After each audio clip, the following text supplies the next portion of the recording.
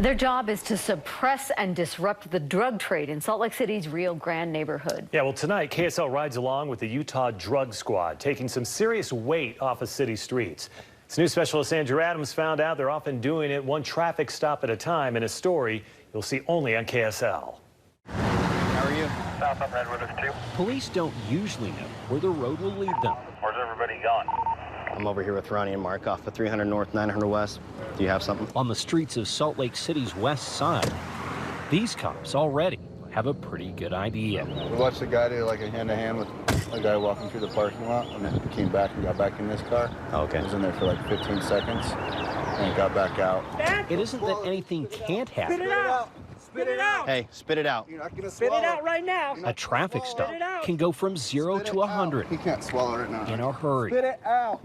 Just spit it out! Brandon, spit it out. It's not worth it, man. Spit it out! Spit it out. You'll die if you swallow it. I don't hear anything. But even in this situation, All the way, dude. You have a plastic bag in your mouth. Spit it out! Come on. There you go. agents of the Rio Grande Task Force Put your other hand behind your back. never lose their sense of direction. Inside the yellow packaging, it appears to be crack. Luckily, he wasn't able to swallow those substances, and we were able to get it before he digested it. The task force is turning traffic stops like these into drug investigations. Basically, the concept behind it was a proactive group that was going to be dealing with the individuals who were trafficking narcotics and preying on the population down there in the Rio Grande area. Formed by the Utah Department of Public Safety, State Bureau of Investigation, soon after Operation Rio Grande launched in 2017. The full-time 11-member task force has helped to make nearly 700 arrests. These are packaged for distribution. That's all heroin. Busting over 500 suspected drug dealers. It's got quite a bit in there. In the process, the unit has taken more than 58 pounds of meth and 17 pounds of heroin off the streets. They found more heroin and stuff inside of the room. Agents will often start by simply observing, identifying the neighborhood's key players. Who's the dealer? Who's buying?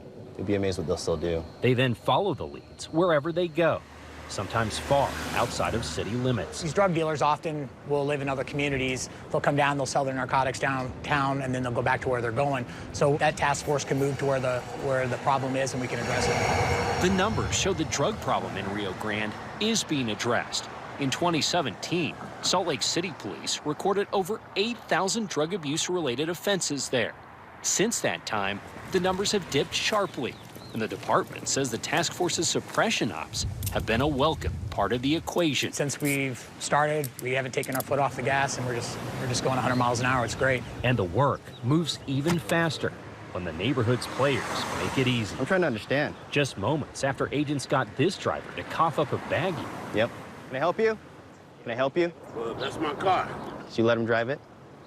Okay. The SUV's owner shows up. Oh, Brandon's going to jail. What'd he do? Guess. I don't know. He's got drugs on him. We know this guy has been involved with distribution in Rio Grande. He was also on probation with APMP. Haven't seen him for a while. And he just showed up here. Following the information wherever it leads suddenly looks very linear. Funny story, though. So the car's registered to Michael Houston.